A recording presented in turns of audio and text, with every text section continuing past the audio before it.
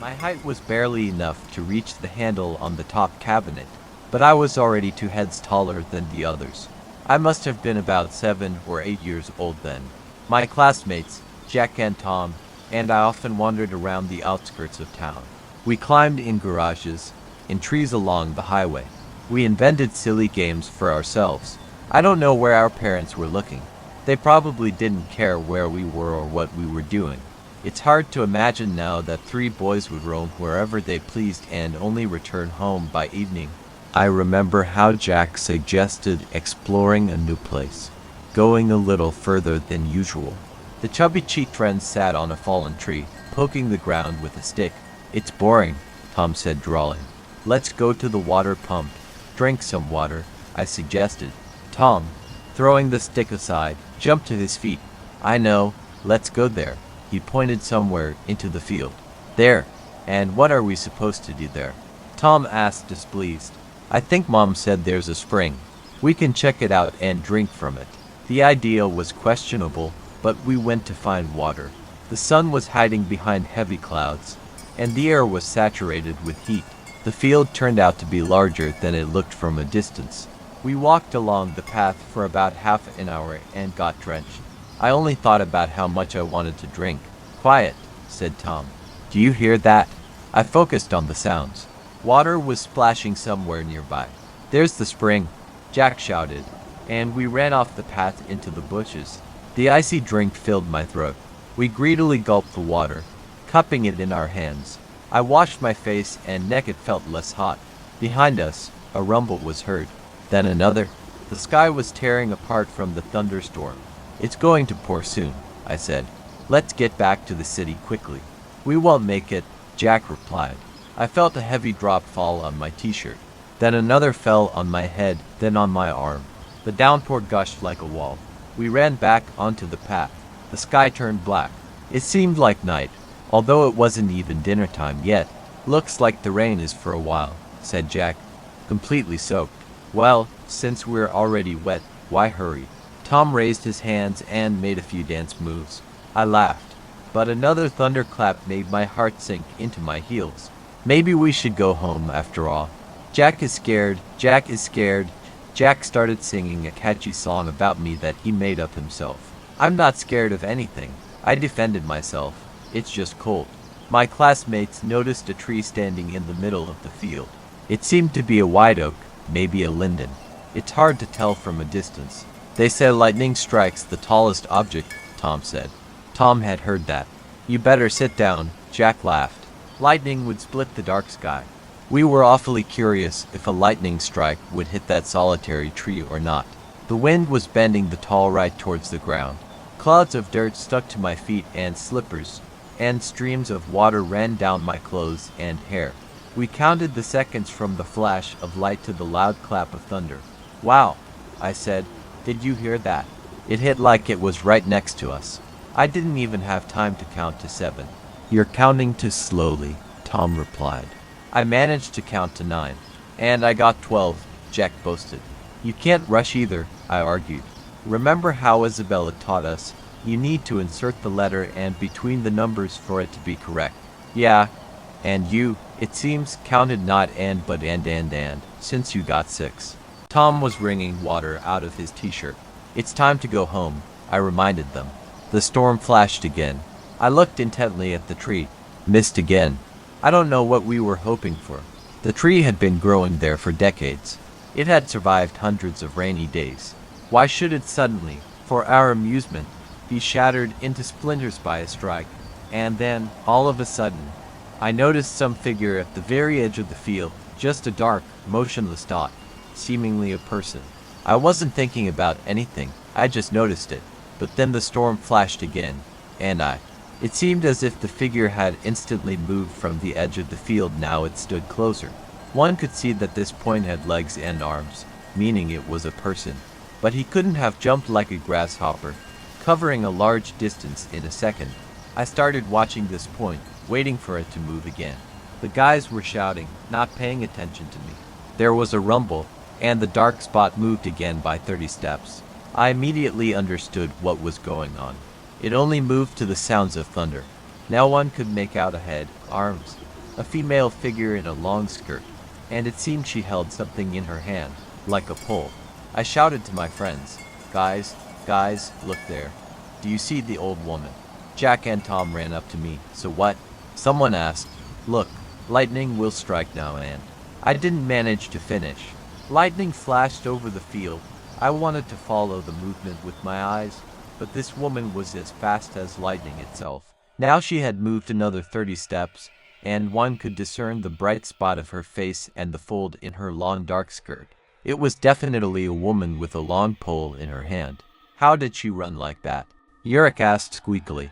We watched intently, waiting for the next thunderclap. And again thunder, and the dark figure moved to the middle of the field. It was a stooped old woman. She stood motionless, leaning on a pole. Thunder. Now she was even closer. Rainwater streamed down her wet clothes. Her mouth was open and contorted. Her eyes had no visible pupils. "It's a ghost," shouted Jack, painfully grabbing my shoulder. I didn't know where to go. My knees trembled with fear. "Mom," Tom whimpered. And again thunder. Now the old woman was close enough to make out her features. Horrible features. Her mouth was dark like a mouse hole, her face wrinkled and blue, her eyes light with invisible pupils, a few gray strands on her bald head. The old woman held a burnt end of some tool handle in her hand. With each lightning strike, she approached us. And again thunder. "Let's get out of here," I yelled, and we took off. We ran all the way to town, overtaking each other.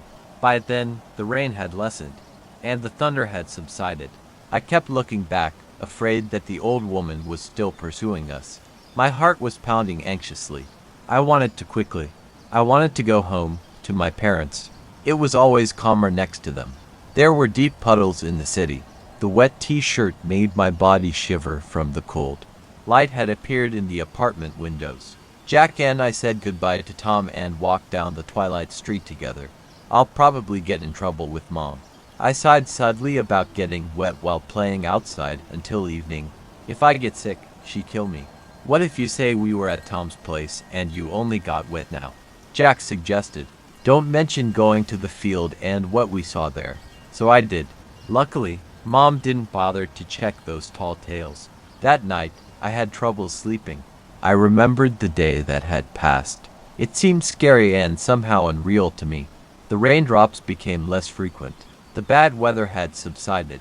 Along with nature, I also fell asleep. But for many years afterward, I was afraid of thunderstorms. I would run to my parents in the middle of the night and ask to sleep with them. I no longer played out in the rain every time I heard thunder. My heart seemed to stop for a moment. By the end of that summer, our family moved to another city due to my father's job. A new school, new friends, a completely different life. Everything from scratch. In this turmoil, the scary memories faded. Time went by. Adolescence arrived. I completely cast aside my childhood fears.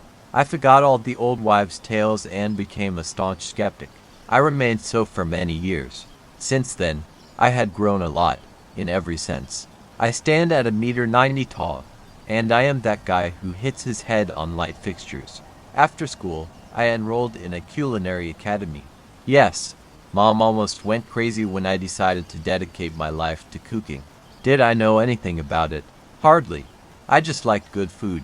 I liked the aesthetics of haute cuisine, and I myself didn't fully understand why I ended up here. But I felt genuine interest and even delight. I had already forgotten about my school friends and my hometown. I made friends with my classmates. We were constantly coming up with ideas, experimenting. We were simply budding artists in the culinary art. Within the academy's walls, I met a wonderful girl, Florence. I looked down at her tiny face from my height and broke into a smile. From then on, we began to grow closer. We walked in parks, went to cafes. We were equally delighted when the food was delicious. Florence made absolutely delightful pastries, which she fed me. I even gained a few kilograms, although I always thought that someone as tall and lanky as me was not prone to gaining weight at all. And now, my sides were betrayingly bulging over my pant waistband. I really didn't want to be overweight, so I started walking every evening. Sometimes I walked alone, sometimes with Florence. With Florence, hoping my jeans would fit again. Okay, that was just a silly joke. Of course, I meant my girlfriend. Florence was of average female height, one thinks somewhere around 1.60 m. Because of this, our walks were a bit awkward. She always had to lift her face, and I had to lower my head to hear her quiet voice. That summer turned out to be rainy. We got soaked countless times from sudden downpours. Florence splashed through puddles in her sandals. I thought it was high time to develop the habit of carrying an umbrella. We wandered to the edge of the city. Ahead was only the wide riverbank, a green landscape that offered nothing to do in such bad weather. It was time to turn back. The rain had only intensified, and the clouds rumbled. I pulled Florence's hand, and she said, "Let's stand under the tree, maybe it will get a bit quieter." We stood looking at the leaden clouds, and it didn't occur to me to recall the old incident from my childhood. Those events lay somewhere very, very deep. But then lightning flashed. Thunder rolled across the sky, and a terrifying mirage appeared before my eyes. It was like a childhood nightmare, resurrected from accusation. Down below, at the river's edge, a dark figure appeared, the same black spot that I had seen in my childhood. It stood motionless against the turbulent current. I stared at it intently and stopped listening to my girlfriend. Oh, that was a close one. Will it hit us? Thunder. The creature moved. It wasn't a random person. It was that same shadow. A hunched figure, a long skirt, and a pole in its hand. Madness. Florence fell silent. I squeezed her hand, my heart pounding against my ribs. My breath caught in my throat. A flash struck my eyes, and again a heart-breaking thunder shook the air. The figure moved higher up the bank. A bluish face, a contorted open mouth, and gray, wet clumps of hair became visible. Damn it, it's that same old woman. Impossible. Ruslan, did you see that? I just thought this old woman moved. She was standing over there, and now she's there.